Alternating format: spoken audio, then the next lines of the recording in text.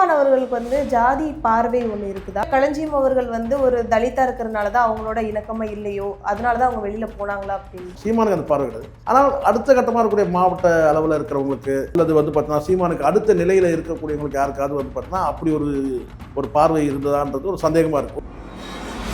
அப்போ நாம் தமிழர்ல வந்து முக்குளத்தூர் அணி தான் தலை தூக்கிட்டு இருக்காங்க. இல்லை, அப்படி நம்ம வந்து சடனாக இல்லைன்னு மறுக்க சொல்ல முடியாது. கட்சிக்குள்ளே இருக்கிறவங்களாம் தெரியும், களஞ்சியத்து தானே தெரியும். சாட்டை துரைமுருகன், பாக்கியராஜ், தேவா, இடும்பாவன கார்த்திக் இவங்களாம் யார் இருக்கும்? ஒரு சாதியை சார்ந்தவங்க சமூகத்தை சார்ந்தவங்க இருக்கும். ஆனால் நமக்கு வந்து அந்த பார்வை இருக்கக்கூடாதுல்ல. சீமான் அவங்க எதுவும் கருத்து சொல்லாமல் கொஞ்சம் மௌனமாக இருக்கிறதுக்கு காரணம் இல்லை. சீமான் எது பண்ணாலும் இவங்க வந்து எதிர்க்கிறதுக்கு வந்துட்டாங்க. எதிர்க்கிறன்னு முடிவு பண்ணிங்கன்னா வந்து எதிர்ப்பு தெரிவித்து வெளியே போயிடுது. அது நான் எதிர்க்கிற மாதிரி வந்து ஆதரிக்கிற மாதிரி எதிர்க்கிறது அது இருக்கக்கூடாது. 7 பேர் வந்து பட்டியல் வகுப்பு சார்ந்தவர் துணை சபாநாயகர் உட்பட இருக்கிறாங்க. ஆனால் யாரும் வந்து சீமான் குறித்து பேசுனதே கிடையாது. ஆனால் லயலமணின்றது எல்லாருக்கும் தெரியும். அந்த லயலமணி சீமான் வந்து ஒரு ஆபாசமாக பேசும்போது அப்போ வந்து அந்த லயலமணிக்கு வந்து வாழ்த்து சொல்கிறாங்க தமிழ்நாடு பாராளுமன்ற கழக தலைவராக ஆக்கும்போது. அப்போ இதை எப்படி நம்ம எடுத்துப்போம்? இதை வந்து நீங்கள் சாதி பார்வையில் நீங்கள் எடுத்துப்பீங்களா அல்லது வந்து சீமான் மீதான அந்த வெறுப்பு அரசியல் வந்து லயலமணி சொன்னார் அதனால் அப்படி எடுத்துக்க முடியுமா? சாதி வேலை செய்யுதில்ல.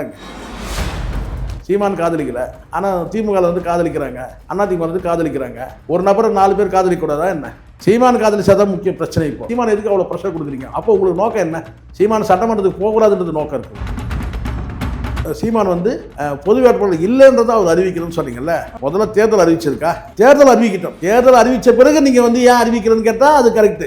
இன்னும் தேர்தல் அறிவிக்கவே இல்லை. அப்போ இது எதுவுமே கிடையாது, உண்மை கிடையாது. இப்போ நீங்கள் ஒரு ரூட்டில் பயணிக்கணும்னு முடிவு பண்ணிட்டீங்க.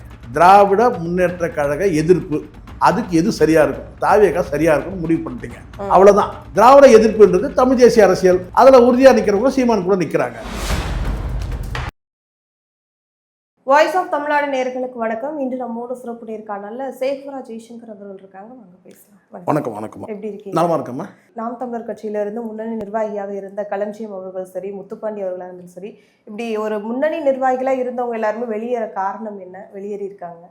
இதெல்லாம் வந்து ஒரு கட்சியிலேருந்து ஒருத்தர் விலகிறாங்கன்னா ஒரு நாளில் எடுக்கிற முடிவா? இதெல்லாம் ஒரு நாளில் எடுக்கிற முடிவு இல்லை. குறைஞ்சபட்சம் ஒரு 6 மாத காலம் இவங்களுக்குள்ளே ஏதாவது கருத்து வேற்றுமை, சின்ன சின்ன உரசல்கள், இவங்க ஏதாவது சொல்லி தலைமை கேட்கலன்றது, அல்லது தலைமைக்கு இவங்க மேலே ஒரு அதிருப்தியை வெளிப்படுத்துறது, இதெல்லாம் வந்து ஒரு அரசியல் கட்சியில் சகஜமாக நடக்கும் தான். கொஞ்ச காலத்துக்கு அப்படி இருக்கும் தான். ஏன்னா ஒரு சாதாரண ஒரு நிறுவனங்களை நடத்தும் போதே பங்குதாரர்னா பிரச்சனை வரும். ஏன்னா வந்து ஓனர்ஷிப் என்ன சொல்கிறாங்களோ அதை வந்து மெயின் ஓனர்ஷிப் யாருன்னுப்பாங்க. அவங்க சொல்கிறத வந்து பார்த்தீங்கன்னா அந்த 2ஆவதாக இருக்கிற ஓனர் வந்து அவரு ஏற்றுக்க மாட்டார். அவங்களுக்குள்ளே வந்து பிரச்சனை வரும்போது பார்த்தீங்கன்னா ஊழியர்களுக்குள்ளே பிரச்சனை வரும். ஒரு சாதாரண நிறுவனங்களே அப்படி நடக்கும். கட்சின்றது ஒரு பொது அமைப்பு இல்லை. கட்சின்றது ஒரு பொது அமைப்பு. அதில் வந்து பார்த்திங்கன்னா வந்து மாற்று கருத்துக்கள் இயல்பாக வரும் தான். அங்கே நீங்கள் தலைமையை வந்து நீங்கள் நேசிக்கிற இடத்துல இருந்தீங்கன்னா சிலது வந்து பார்த்திங்கன்னா கண்டுக்காமல் போயிடுவீங்க. இல்லை தலைமை மீது ஒரு கருத்து வேற்றுமை இருக்குது, இல்லை மோதல் இருக்குன்னா இருக்க அது நாள் பட அது விரிவடையும். இல்லை அதை விரிவடைய வைக்கிறத வேறு சில பேர் நபர்கள் வந்து என்ன செய்வாங்கன்னா அதை கொஞ்சம் பெருசாக்குவாங்க. இதெல்லாம் நடக்க தான். இந்த விலகல் என்பது வந்து பார்த்திங்கன்னா ஒரு நாளில் எடுத்த முடிவாக நான் பார்க்கல. இல்லை, இதுவே களஞ்சியம் அவர்கள் வந்து இப்போ ரீசெண்டாக தான் வெளியில் போனாங்க. அவங்க வந்து இதே ஒரு வாரத்துக்கு முன்னாடி வந்து நாம் தமிழருக்கு சப்போர்ட்டிவாக ஒரு இன்டர்வியூலாம் பேசியிருக்காரு. தொடர்ந்து வந்து நாம் தமிழருக்கு சப்போர்ட்டிவாக பேசினவங்க இப்போ சடனா வெளியேறு. ஏன்னா ஒரு 1 வீக்குக்கு முன்னாடி நல்லா பேசினவங்க இப்போ என்ன இல்லை, அது இருக்குன்னா களஞ்சியம் அவர்களை பொறுத்த வரைக்கும் நான் கடுமையான உழைப்பாளி. கட்சிக்காக உழைச்சது என் கண் முன்னாடி நான் பார்த்துருக்குறேன். ஈரோடு பை எலெக்ஷன் நான் போயிருந்தபோது அவர் உழைப்பை நான் பார்த்துருக்கேன்.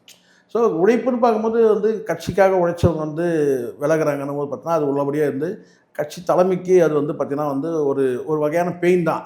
பட் அது வெளியில் சொல்லனாலும் கூட வந்து பார்த்திங்கன்னா வந்து வெளியில் வேணால் சரி சமாளிச்சுக்கலாம், பார்த்துக்கலாம் அப்படின்னு நினைப்பாங்க. ஆனாலும் அந்த விலகல் வந்து அவங்களுக்கு வந்து பார்த்திங்கன்னா குறிப்பிட்ட, அதனால தான் இப்போ நான் நினைக்கிறேன் சீமான் அவர்கள் எதுவும் கருத்து சொல்லாமல் கொஞ்சம் மௌனமாக இருக்கிறதுக்கு காரணம், காரணம் அதுதான். எப்படியும் பேசுவார்னு வச்சுங்க.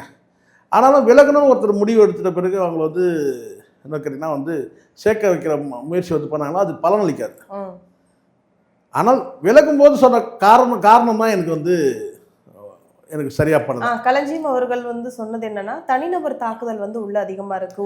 அது என்னைக்குன்னு கேட்குறேன். அது என்னைக்குன்னு கேட்குறேன். இன்னைக்கு தானா? சீமான் அவர்கள் தனி மனித தாக்குதல் வந்து சீமானாக இருக்கட்டும், சீமான் கூட உள்ள நிர்வாகிகள் ஒருத்தவங்கள டார்கெட் பண்ணிட்டு சும்மா சும்மா வந்து சீண்டிக்கிட்டே இருக்கிறாங்க அப்படிங்கிற மாதிரி சொல்றாங்க. திராவிடத்தோட அவங்க இணையிற மாதிரியும் ஒரு மாதிரி பேச்சுகள் போய் இல்லை எனக்கு வந்து பார்த்தீங்கன்னா அதில் நான் வந்து நம்ம வந்து பார்த்தீங்கன்னா சடனாக டக்குன்னு வந்து ஒரு முடிவு எடுத்து இவங்க வந்து திராவிடத்தோட இணைகிறாங்கன்றதுலாம் என்னால் நம்ப முடியல. காரணம் கேட்டிங்கன்னா இது இப்போ இல்லை, உங்களுக்கு தெரியும் மூக்காமுத்தி இறந்தபோது அவர் வீட்டுக்கு வந்து முதலமைச்சர் இருந்தபோது முக ஸ்டாலின் வீட்டுக்கே போனார். அன்னைக்கு வந்து பார்த்தீங்கன்னா அதை நீங்கள் ஏற்றுக்கிட்டீங்கன்னா என்ன, அதுக்கு வந்து அன்னைக்கு எதுவும் மறுப்பு எதுவும் சொல்லவே இல்லை. நான் சொல்கிறது யாரெல்லாம் வந்து மாண்புன்னு சொல்லிட்டு அதாவது மானங்கட்ட மாண்புன்னு பேசுகிறாங்க இல்லையா, அவங்கள சொல்கிறேன் நான். ஸோ அவங்களாம் அன்னைக்கு வந்து பார்த்தீங்கன்னா அமைதியாக தான் இருந்தாங்க. சரிங்களா? இப்போ வந்து ஒரு தாவேக்கான ஒரு கட்சி உருவாகி ஆட்சியை பிடிச்ச பிறகு இப்போ வந்து ஒரு கூட்டத்தில் போய் ஆட்சி அதிகாரத்தில் இல்லாத போது ஒரு திருமண நிகழ்ச்சிக்கு போகும்போது அவங்களோட போகிறத வந்து அப்ஜெக்ஷன் பண்ணுற மாதிரி பேசுகிறாங்க இல்லையா, மாண்புன்னு சொல்லிட்டு நீங்கள் வந்து அப்படி போகக்கூடாதுலாம் பேசுகிறாங்க, எதிர்ப்பு தெரிவிக்கிறாங்க இல்லையா. அந்த எதிர்ப்பையும் நீங்கள் அந்த எதிர்ப்பை எடுத்துங்க, அப்படியே வந்து இந்த சைடு வாங்க. தனிமனித விரோதம், தனிமனித வந்து விமர்சனங்களை வந்து பண்ணுறதை நான் விரும்பலன்னு சொன்னார். ஒரு பக்கம் வெறுப்பு அரசியல், இன்னொரு பக்கம் மாண்பு அரசியல். இப்போ சீமான் என்ன அரசியல் பண்ணணும்? ஒரு குரூப் வந்து நான் சரிங்கன்னா நீங்கள் வந்து தனி மனித வெறுப்பு அரசியல் பண்ணுறீங்கன்னு சொல்லிட்டு நாங்கள் வெளியே போகிறோன்றாங்க. இன்னொருத்தர் என்ன சொல்லிக்கிறேன்னா நீங்கள் வந்து தனி மனித மாண்பு அரசியல் நீங்கள் பண்ணுறீங்க, அதனால் நாங்கள் வெளியே போகிறோன்னு சொன்னால் இப்போ இதில் வந்து உங்களுக்கு என்ன தெரியுதுன்னு கேட்டிங்கன்னா எல்லாரும் சீமான் எது பண்ணாலும் இவங்க வந்து எதிர்க்கிற இடத்துக்கு வந்துட்டாங்க. சீமான் எது பண்ணாலும் எதிர்க்கணும். ஒரு கட்சிக்கு தலைமைக்கு வந்து நீங்கள் வந்து டைரக்ஷன் கொடுக்க முடியாதுல்ல, யாராக இருக்கட்டும். அப்போ ஆளாளுக்கு ஒரு டைரக்ஷன் இருந்தாருன்னா அந்த தலைமை எப்படி இருக்கும்? ஒரு வெறுப்பு அரசியல் பண்ணணுமா, மாண்பு அரசியல் பண்ணணுமா? இல்லை எந்த அரசியல் பண்ணாமல் வீட்டில் முடங்கி இருக்கணும்? அப்படி ஆயிடுதில்ல. ஒரு தலைமைக்கு நீங்கள் வந்து அறிவுறுத்துற இடத்துல நீங்கள் வந்தீங்கன்னா அந்த அறிவுறுத்தலை வந்து கேட்கக்கூடாதுல்ல, கேட்கணும். ஆனால் எதை கேட்குறது? அண்ணன் சொல்கிறது கேட்குறதா, தம்பி சொல்கிறது கேட்குறதா? அப்படி ஆயிடுதில்ல. ஸோ இதிலையே வந்து பார்த்தீங்கன்னா அப்போ இவங்க ஒரு டைரக்ஷனில் இருக்கிறாங்கன்னு பொருள். யார் இந்த அட்வைஸ் கொடுக்குறாங்க இல்லையா, வெறுப்பு அரசியல் மாண்பு அரசியல் பற்றி அட்வைஸ் கொடுக்குறாங்க, இவங்க ஒரு டைரக்ஷனில் இருக்கிறாங்க. ஆனால் இப்போ சீமான் வந்து எது செய்தாலும் அவங்களுக்கு தவறாக தான். ஆனால் ஒரு வகையில் அவர் சொல்கிறாரு, எவ்வளோ நாள் ஆனாலும் என்ன ஆனாலும் சரி சீமான் அவர்கள் அண்ணனோட இருக்கிற அந்த நட்பு எப்பவுமே இருக்கும். எப்பவும் அதையும் சரிதாம்மா, இதெல்லாம் நீங்கள் என்னம்மா இதெல்லாம் வந்து கதையாமா, இதெல்லாம் எல்லாரும் சொல்கிறது தான். அண்ணன் சொல்லிட்டு சும்மா இதெல்லாம் எதிர்ப்புனா எதிர்ப்பு. லத்தீனில் ஒரு பழமொழி இருக்குது, எதிர்ப்பு தான் இருந்தாலும் வெளிப்படையாக எதிர்த்துடுங்க, ஆதரிக்கிறது இருந்தால் வெளிப்படையாக ஆதரிங்கன்னு சொல்லுவாங்க. லத்தீன் பழமொழி இது. அந்த மாதிரி என்னன்னு கேட்டிங்கன்னா வந்து எதிர்க்கிறன்னு முடிவு பண்ணிங்கன்னா வந்து எதிர்ப்பு தெரிவித்து வெளியே போயிடுங்க. அதுனா எதிர்க்கிற மாதிரி வந்து ஆதரிக்கிற மாதிரி எதிர்க்கிறது அது இருக்கக்கூடாது. இப்போ அண்ணன் தான், பின்ன அதுக்காக தம்பி ஆயிட முடியும். சீமான் தான் 4 வயசு பறிச்சு வாங்க முடியும். கலைஞர் வந்து தம்பி தான், கடைசி வரைக்கும் தம்பி தான். ஆனால் இதெல்லாம் வந்து மாற்று கருத்து இருக்குது, நீங்கள் வெளியேறீங்க. நீங்கள் பண்ணுற அதே தானே அவரும் பண்ணார். நீங்கள் சொல்கிறீங்க வந்து நான் விலகினாலும் அண்ணனுடைய நாங்கள் அன்போடு தான் நாங்கள் இருப்போம், அதை தான் சொல்கிறார் அவர். மாற்று கருத்து இருந்தாலும் ஸ்டாலின் அவர்களோட நாங்கள் அன்போடு இருப்போம் தான் ஒரு மேடையில் சொல்கிறார் சீமான். அன்பு பாராட்டுறது வேறு. குடும்பத்தில் ஒருத்தர் இறந்துடுறாங்க, குடும்பத்தில் ஒரு சந்தோஷம் இருக்குது, ஒரு பாதிப்பு இருக்குது, துக்கம் இருக்குது, அதை பங்கேற்கிறது வேறு. அரசியல் நிலைப்பாடு வேறு. இப்போ நீங்கள் எப்படி விலகி போனாலும் நான் வந்து அண்ணன் கூட அன்போடு தான் இருப்பேன், அதே தான் அவரும் அன்போடு இருக்கிறார் ஸ்டாலினோட. அதே உங்களுக்கு ஒருத்தலாக தெரியுது இல்லையா? மாண்பு சொல்கிறவங்களுக்கு சொல்கிறேன் நான்.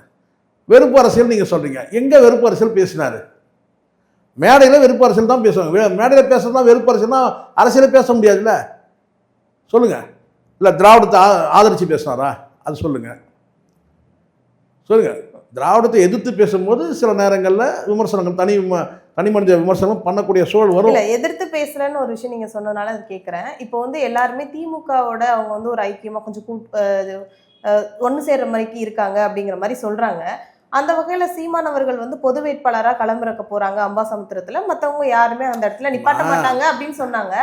ஆனால் இதை வந்து நான் பொது வேட்பாளராக நிப்பாட்டலை, இல்லை நான் யாரோடையும் நான் ஃப்ரெண்ட்ஷிப்பில் இல்லை அப்படின்னு சொல்லிட்டு சீமான் அவர்கள் இதுவரை சொன்னாங்க. அதுதான் இப்போ எல்லாரும் இப்போ கேட்கறது என்னன்னா, ஏன் வந்து சீமான் வந்து பேச மாட்டேங்கிறாரு எல்லா விஷயத்துக்குமே உடனே சொல்லிடுறாங்க. முதல்ல ஒரு விஷயம் சொல்லிடுறேன், தனி மனித விமர்சனங்கள் தனி மனித வெறுப்பு அரசியல் சொல்கிறாங்கல்ல, இது எல்லாமே கடந்த காலத்தில் நடந்திருக்கு. அது ஒரு எல்லையோடு இருக்கிற வரைக்கும் பிரச்சனையே கிடையாது. அந்த எல்லையை மீறும்போது தான் பிரச்சனை. இங்கே நீ வா போன்னு ஒருமையில் கூட பேசிடலாம். ஆனால் அதே வாடா போடா அவனே இவனேன்னு பேசினா பிரச்சனை. இந்த நீ வா போட சமயத்தில் வந்து நீ அன்று என்ன சொன்னாய் அப்படி கேட்குறது, நீ அன்றைக்கி என்னடா சொன்ன அப்படின்னு கேட்டால் அது வரம்பு. ரெண்டுமே நீ ஒருமை தானே, ரெண்டுமே தனி மனித விமர்சனம் தானே. நீ அன்று என்ன சொன்னாய் அப்படின்னு கேட்குறது ஒருமை, நீங்கள் அன்றைக்கி என்ன சொன்னீங்க அப்படி கேட்குறது மரியாதை. நீ அன்று என்ன சொன்னாய் அது ஒருமை, நீ அன்றைக்கி என்னடா சொன்ன அப்படின்னு கேட்டால் அந்த வரம்புகள். ஸோ தனிமனித விமர்சனம் சீமானை பொறுத்த வரைக்கும் அந்த வரம்போடு தான் இருந்ததாக தான் நான் பார்க்குறேன். சில நேரங்களில் எல்லை மீறி இருந்தால் கூட பார்த்தீங்கன்னா அதையே நீங்கள் ஒரு காரணமாக காட்டி நீங்கள் வந்து வெளியேற அளவுக்கு அதுக்கு காரணம் கிடையாது. ஏன்னா அந்தளவுக்கு நீங்கள் நல்லவரும் கிடையாது. நீங்களும் பேசியிருக்கீங்க, நீங்களும் போடா வாடா அவனே இவனேன்றதெல்லாம் நீங்கள் வந்து பேசுகிற நபர்கள் தான், யாரும் பேசாதவங்களாம் கிடையாது. ஸோ அதனால் அது ஒரு பக்கம். ரெண்டாவது இப்போ இதெல்லாம் நீங்கள் சொல்கிற மாதிரி சீமான் வந்து ஏன் அறிவிக்கலை, சீமான் அறிவிக்கணும், நான் பொது வேட்பாளர் இல்லைன்னு அறிவிக்கணும் அப்படின்னு வந்து நீங்கள் வந்து பார்த்தீங்கன்னா ஏன் சீமான் பேச மாட்டாங்க. எல்லாரும் வெளியேறதுக்கும் அவங்க எதுவும் சொல்லாமல் இருக்கிறதுக்கும் இல்லை இவங்க வெளியேறதுக்கு வந்து அதுக்கு சொல்லதில்ல. பொது வேட்பாளர் என்பது குறித்து யாராவது வந்து பார்த்தீங்கன்னா வந்து சீமான் வந்து பொது வேட்பாளர் வந்து நிறுத்தம் தான் நான் விரும்பலை, அதனால நான் கட்சி விட்டு சொல்லி அவங்க திமுகவோட ஓரளவுக்கு கூட்டா இருக்கிறாங்க அப்படிங்கிற மாதிரி அப்படி கிடையாது. சீமான் அவர்களுக்கு இப்போ வந்து நீங்கள் உங்களுடைய குற்றச்சாட்டு என்ன, ஒன்று மாண்பு பார்க்குறீங்க, இன்னொன்று வந்து மாண்பு பார்த்து திமுகவோட நீங்கள் இணையறீங்க, இன்னொரு பக்கம் நீங்கள் வெறுப்பு அரசியல் பண்ணீங்க, ரெண்டு குரூப் பிரியுதுன்னு வச்சுங்க. இதில் யாருமே வந்து பார்த்தீங்கன்னா நீங்கள் வந்து பொது வேட்பாளராக சீமான் அவர்கள் நிறுத்தப்படுறதை நாங்கள் ஏற்றுக்கலை, நாம் தமிழர் தனித்து தான் போட்டியிடுவோம் அப்படின்னு வந்து பார்த்தீங்கன்னா யாராவது வலியுறுத்தி விலகினாங்களா? விலகக்கூடியவர்கள் அத்தனை பேருமே நான் பார்த்த வரைக்கும் ஒருத்தர் வெறுப்பு அரசியல்றாரு, ஒருத்தர் மாண்பு அரசியல்னு சொல்கிறாரு. மாண்புனா திமுகவோட இணையறீங்க, இணைஞ்சு செயல்படுறீங்க, திமுகவோட வந்து கை கொடுக்குறீங்க, ஒரே பந்தலில் உட்காந்து இருக்கீங்க, சேரில் உட்காந்துருக்கிறீங்க, ஒரே வந்து பக்கத்தில் ஒரே டேபிளில் உட்காந்து சாப்பிட்றீங்க. இதுதான் பிரச்சனைங்க. ஒரு மேடையில் ஏறிட்டீங்க, திமுக மேடையில் ஏறி எப்படிங்க நீங்கள் அப்படி பேசலாம், அவரை வாழ்த்தி பேசலாம்? திமுக மேடையில் ஏறி அவரை வாழ்த்தி பேசிட்டீங்க, முதலமைச்சர் சொன்னாலும் கூட ஏற்றுக்கலாம். கல்யாண மண்டபத்தில் உட்காந்து வந்து பக்கத்தில் உட்காந்து சாப்பிட்டாங்க, பக்கத்தில் வந்து பேசுனாங்க, அதை வச்சு நீங்கள் வந்து பார்த்தீங்கன்னா நீங்கள் வந்து கூட்டணி வந்து முடிவு பண்ணிட முடியுமா? முடிவு பண்ண முடியாது. அப்போ இதுக்கு வந்து நீங்கள் என்ன செய்யறீங்க கேட்டிங்கன்னா வந்து சீமான் வந்து பொது வேட்பாளர் இல்லைன்றதை அவர் அறிவிக்கணும்னு சொன்னீங்கல்ல, முதல்ல தேர்தல் அறிவிச்சிருக்கா? தேர்தல் அறிவிக்கிட்டோம், தேர்தல் அறிவித்த பிறகு நீங்கள் வந்து ஏன் அறிவிக்கிறதுன்னு கேட்டால் அது கரெக்டு. இன்னும் தேர்தல் அறிவிக்கவே இல்லை, தனித்து போட்டிடுறதுன்றது கூட பார்த்தீங்கன்னா அவர் ஏற்கனவே பல முறை டிக்ளேர் பண்ணது அப்படியே தானே இருக்குது, அது மாறலை. அப்போது இந்த இடைத்தேர்தலில் போட்டிடுறது உறுதி மட்டும்தான் சொல்லியிருக்கிறாரு. அது தனித்து போட்டினா அது வந்து தனித்து போட்டி பொது வேட்பாளர் அவர் அறிவிக்க போகிறாரு. ஆனால் அதை அறிவிக்கணும்னா அதுக்கு முன்னாடி தேர்தல் அறிவிக்கணும்ல. எலெக்ஷன் கமிஷனர் இந்த கோர்ட்டில் கேஸ் இருக்குங்க, அதனால் வந்து இப்போதைக்கு நாங்கள் டேட்டை சொல்ல முடியாதுன்னு சொல்லும் போது நீங்கள் அறிவிக்கணும்னு சொல்லி அழுத்தம் தரக்கூடாதுல்ல. அப்போ ஏன் அங்கே ப்ரெஷர் பண்ணுறீங்க? பொது வேட்பாளர் இல்லைன்றது ஏன் அறிவிக்கணும்? பொது வேட்பாளர் சொன்னால் தான் அதை அறிவிக்கணும், இல்லைன்னு அறிவிக்கணும். ஆளாலும் சொல்லிட்டு இருக்கீங்க பொது வேட்பாளர் சொல்லிட்டு. சீமான் சொன்னாரா? நாம் தமிழர் கட்சி சொல்லிச்சா? இதுவே ஒரு இம்மெச்சூர்ட் இல்லை. பொது வேட்பாளர் அவர் அறிவிக்காத போது அவர் இல்லைன்னு ஏன் அறிவிக்கணும்னு கேட்குறேன் நான். அவர் அறிவிச்சதான்னு சொல்லுங்க, இல்லை அவர் யாராவது கட்சியில் இருக்க முன்மொழிஞ்சாங்க. வதந்தி பரவுது, இது இல்லை வதந்தி பரவதுக்கெல்லாம் பதில் சொல்ல முடியாது. சீமான் அவர்கள் வந்து அவரோ அல்லது சீமானை சார்ந்தவர்கள் யாரோ ஒரு மாவட்ட அளவில் கூட பார்த்தீங்கன்னா யாராவது வந்து இப்போ சீமான் வந்து பொது வேட்பாளர் நிறுத்தணும்னு சொல்லிட்டு ஒரு முன்மொழிஞ்சா அப்போ நீங்கள் சொல்லலாம். காலம் இருக்குது, காத்திருங்க, சீமான் முடிவு பண்ணிட்டோம். அப்போ வந்து பார்த்தீங்கன்னா இல்லைங்க அவருங்க என்னங்க திமுகலாம் அவரை ஆதரிக்குதுங்க அப்படி சொல்ல முடியுமா? ஒரு கட்சி வந்து வழியை வந்து ஒருத்தர் ஆதரிக்கிறத நம்ம சொல்ல முடியும். அங்கே வேட்பாளர் நான் நிறுத்தலை, சீமானை நாங்கள் ஆதரிக்கணும்னு சொல்கிறாருன்னு வச்சுங்க. சீமான் அது வந்து பார்த்தீங்கன்னா வந்து அது மறுக்கிற இடத்துல இருக்க முடியாது, ஏற்கிற இடத்துல இருக்க முடியாது. நான் மறுக்கவும் இல்லை, ஏற்கவும் இல்லை. அது ஒரு ஒருதலை காதல் மாதிரி. காதலிக்கிறவன்னு சொல்லி கேட்டால் வந்து நான் காதலிக்கலைங்க, ஏதோ அவங்க காதலிச்சு தான் சொல்கிறாங்க. சீமான் காதலிக்கலை, ஆனால் திமுகவில் வந்து காதலிக்கிறாங்க, அதிமுக வந்து காதலிக்கிறாங்க. ஒரு நபரை 4 பேர் காதலிக்கூடாதா என்ன? சீமான் காதலிச்சா தான் முக்கிய பிரச்சனை இப்போ இதே சொல்கிறது. ஸோ அதனால் எனக்கு தெரிஞ்ச வரைக்கும் இது வந்து அவ்வளோ ப்ரெஷர் கொடுக்க வேண்டிய அவசியம் இல்லை. சீமான் எதுக்கு அவ்வளோ ப்ரெஷர் கொடுக்குறீங்க? அப்போ உங்களுக்கு நோக்கம் என்ன? சீமான் சட்டமன்றத்துக்கு போகக்கூடாதுன்றது நோக்கம் இருக்கும். நான் அப்படி தான் நான் எடுத்துப்பேன்.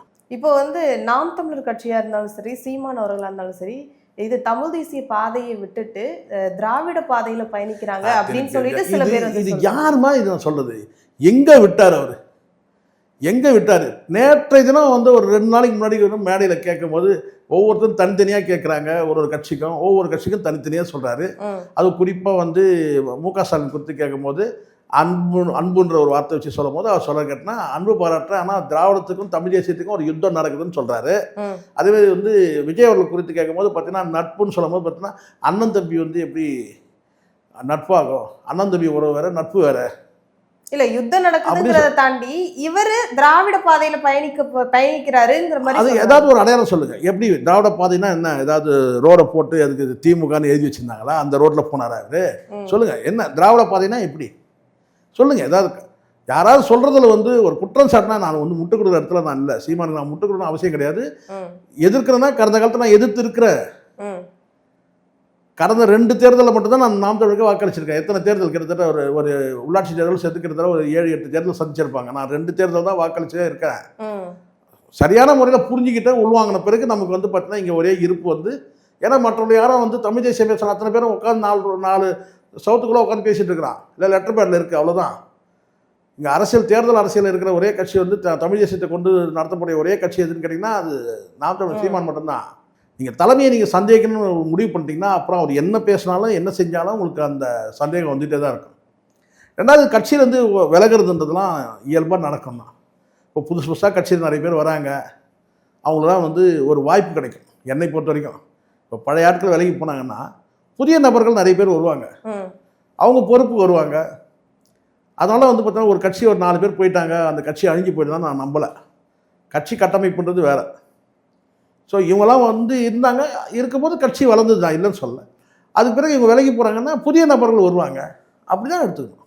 இன்னும் முக்கிய நிர்வாகிகள் பல பேர் வந்து நாம் தமிழர் விட்டு வெளியே போக போகிறாங்க. அதுவும் தாவேக்கால எனக்கு போஸ்டிங் கூட வேண்டாம், எனக்கு ஒரு நார்மல் ஒரு உறுப்பினராக கூட என்னை சேர்த்துக்கோங்க அப்படின்னு சொல்கிறாங்க. அப்படிங்கிற மாதிரி சில தகவல் நம்ம இவர் சொல்கிற மாதிரி இருக்குது. தாடி பாலாஜி சொல்கிற மாதிரி எனக்கு கார் கழுவத்துக்காவது எனக்கு ஒரு வாய்ப்பு. நான் அப்படி சொல்ல. அப்படி வந்து இவங்க போனாங்கன்னா இவங்க எடுத்துக்கிட்ட தமிழ் தேசிய கொள்கையில் இவங்க உறுதியாக இல்லைன்ற பொருள். ஏன்னா ஆட்சி அதிகாரத்தில் அவங்க இருக்கிறாங்க. அங்கே போனால் நமக்கு ஒரு பதவி கிடைக்குன்னு நம்பலாம். அதே சமயத்தில் 2 விஷயமும் நான் பார்க்குறேன். இங்கே திராவிட எதிர்ப்பு வேறு, திமுக எதிர்ப்பு வேறு. இந்த விலகி போகிற நபர்கள் எல்லாமே திமுக எதிர்ப்பில் இருந்த நபர்கள். விலகி போகிறவங்க திமுக எதிர்ப்பு. திராவிட எதிர்ப்புன்னு ஒன்று இருக்குது. அது தமிழ் தேசியம் பண்ணுது. தமிழ் தேசியவாதிகள் அதை பண்ணுறாங்க. திராவிட எதிர்ப்பு. அவங்களாம் சீமான் பக்கத்தில் இருக்கிறாங்க. இப்போது வந்து விலகி போகிறவங்களாம் திமுக எதிர்ப்புன்றது. அதிலலாம் புரிஞ்சுக்கணும் நீங்கள். திராவிட எதிர்ப்புன்னா திராவிட வந்து சித்தாந்த கொள்கைகளை வந்து எதிர்க்கிறது திராவிட எதிர்ப்பு. அது தமிழ் தேசியவாதிகள் பண்ணுறாங்க. ஆனால் திமுக எதிர்ப்பில் இருந்தாங்க பார்த்தீங்களா, அவங்க மேலே ஒரு எதிர்ப்பு அரசியல் பண்ணணுன்றாங்க. அந்த வெறுப்பு அரசியல் தான் பாருங்கள். அவங்க என்ன சரி கேட்டால் தாவேக்கா அதை கரெக்டாக பண்ணுது, திமுக எதிர்ப்பு வந்து தாவேக்கா தான் சரியாக பண்ணுதுன்னு சொல்லிட்டு அப்படி போய் சேர்றாங்க. இதுதான் உண்மை. நான் சொல்கிறது தான் உண்மை. இதுதான் உண்மை. தமிழ் தேசியவாதிகள் திமுக திராவிட எதிர்ப்பாளர்கள் அவங்க ஸ்ட்ராங்காக நிற்கிறாங்க. அவங்க விலகலை. இவங்க திமுகவுக்கு வந்து ஒரு மாற்று சக்தி வேணும், அது யாருன்னு கேட்டால் அது டிவிகே தான் அப்படின்னு நம்புகிறவங்க டிவிகேல போய் சேர்றாங்க. அவ்வளோதான். அதை தாண்டி வந்து உள்ளுக்குள்ளே வந்து புகைச்சல் இருந்தாங்க இல்லையா, சாதிய புழுக்கத்தில் இருந்தாங்க இல்லையா, அவங்களும் சிலர் அப்படி வெளியே போகிறாங்க. அப்படி தான் நான் நினைக்கிறேன்.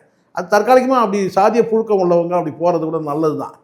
சீமான் அவர்களுக்கு வந்து ஜாதி பார்வை ஒன்று இருக்குதா? அதுவும் இன்னொன்று என்னன்னா, அங்கே உள்ள இந்த சாட்டை துறைமுருகனோ இல்லை முன்னணி நிர்வாகிகள் அவர்களோ சில பேர் வந்து அவங்க சீமான் அவர்களுக்கு இணக்கமாக இருக்காங்க.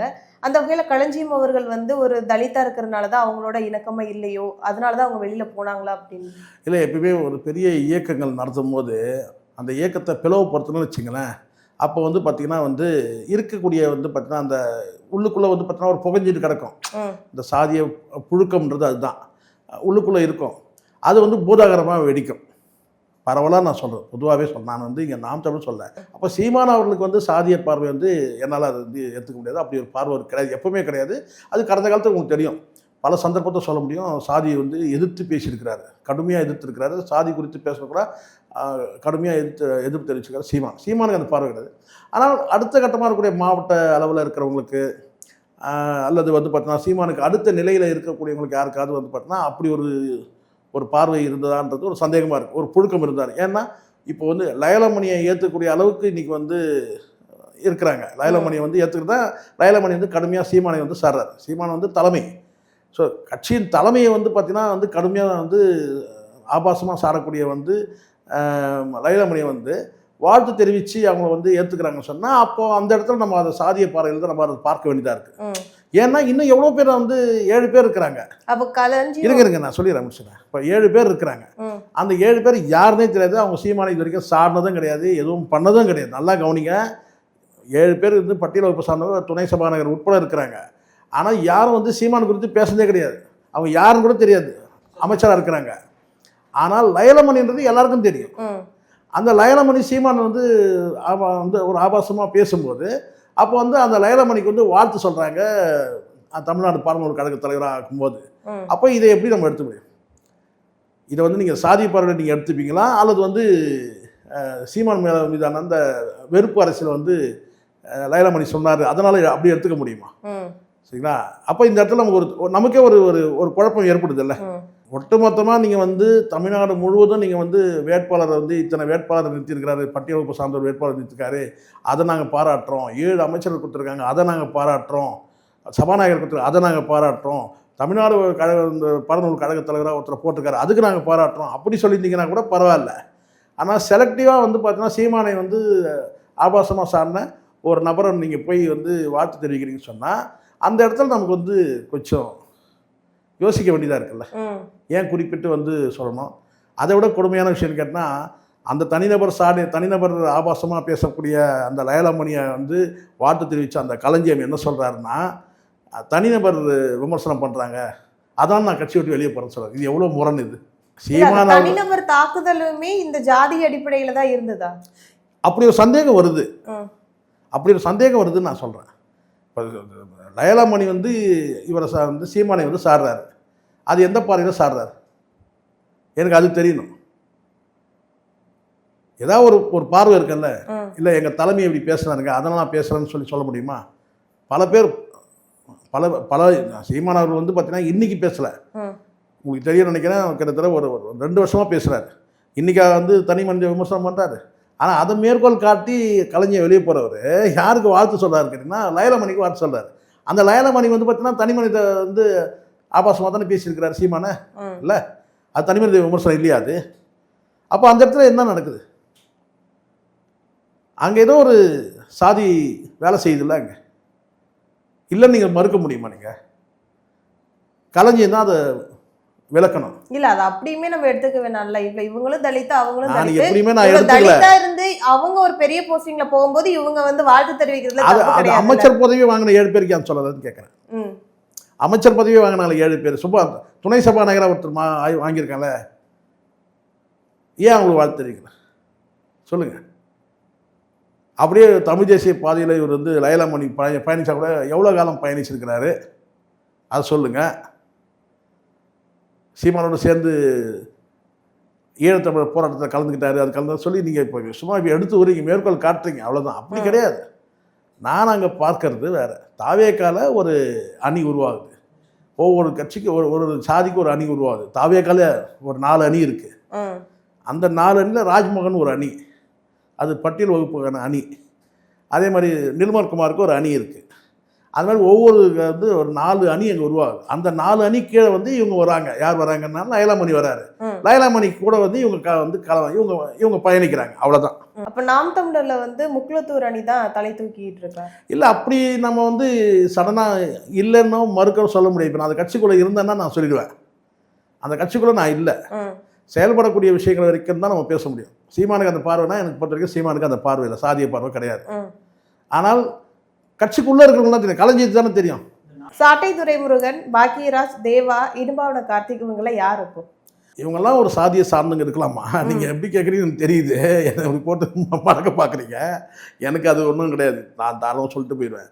ஒரு சாதியை சார்ந்தவங்க சமூகத்தை சார்ந்தவங்க இருக்காங்க. ஆனால் நமக்கு வந்து அந்த பார்வை இருக்கக்கூடாதுல்ல. இப்போ எனக்கு அந்த பார்வை கிடையாது, சீமானவருக்கு அந்த பார்வை இல்லை நான் சொல்கிறேன். ஆனால் வந்து விலகி கூட போகக்கூடிய மனிதர்கள் வந்து பார்த்தீங்கன்னா அது கலைஞர் போய் கேட்டிங்கன்னா தான் அங்கே சாதிய பிரச்சனை இருக்கா உள்ள அப்படி சொல்லி அவர் சொல்லுவார். நான் என் பார்வையில் நான் தெரிவிக்கிறது ஒன்று என்ன கேட்டிங்கன்னா, சொல்லக்கூடிய வார்த்தையை மட்டும் நான் பார்க்குறேன். நீங்கள் கேட்குறது 4 பேர் குறிப்பிட்டு கேட்குறீங்க. அந்த 4 பேர் மட்டும் ஏன் கேட்குறீங்க? இன்னும் 40 பேர் இருக்காங்கல்ல, அவங்களையும் கேட்கலாம்ல. சாட்டை துரைமுருகன், இடும்பாவனம் கார்த்திகை, தேவா, பாக்கியராஜ் இவங்க மட்டும் கேட்குறீங்கன்னா இவங்க ஒரு சமூகத்துக்கே கூட வரலாம். ஆனால் இதை தானே இன்னும் 40 பேர் இருக்கிறாங்கல்ல.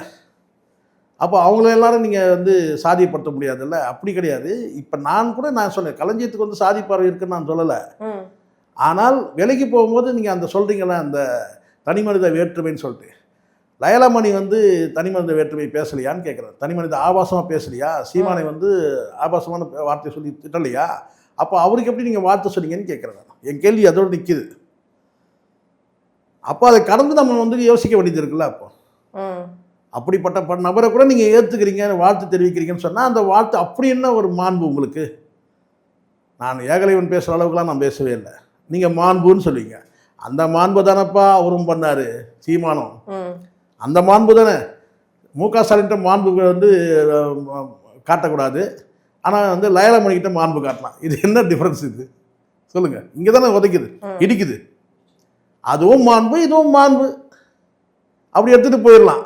ஆனால் நீங்கள் என்ன சொல்கிறீங்கன்னு கேட்டிங்கன்னா, தனி மனித வெறுப்பை உமிழ்றாரு. அது யாரை உமிழ்ந்தாருன்றது தெரியல. ஒரு வேளை வந்து விஜய் வந்து பேசுனதா கூட எடுத்துப்போம் உண்மையில். இப்போ நீங்கள் மட்டும் என்ன பண்ணுறீங்க? நீங்கள் வாழ்த்து தெரிவித்த பார்த்தீங்கன்னா வந்து மாண்பு மிகுந்தவரா லயலாமணி? அவரும் தான் வந்து சீமானை ஆபாசமாக பேசியிருக்கிறாரு. அதைத்தானே நான் சொல்கிறேன். அப்போ இதுதான் இங்கே. அப்போ இது எதுவுமே கிடையாது, உண்மை கிடையாது. இப்போ நீங்கள் ஒரு ரூட்டில் பயணிக்கணும்னு முடிவு பண்ணிட்டீங்க. திராவிட முன்னேற்ற கழக எதிர்ப்பு, அதுக்கு எது சரியாக இருக்கும், தாவேகா சரியாக இருக்கும்னு முடிவு பண்ணிட்டீங்க. அவ்வளோதான். திராவிட எதிர்ப்புன்றது தமிழ் தேசிய அரசியல். அதில் உறுதியாக நிற்கிறவங்க சீமான் கூட நிற்கிறாங்க யுத்த காலத்தில். நீங்கள் திமுக எதிர்ப்புன்றவங்க நீங்கள் தாவேகாவுக்கு போயிட்டீங்க. அவ்வளோதான். தங்களின் பல்வேறு கருத்துக்களை பகிர்ந்தமைக்கு நன்றி. நன்றி.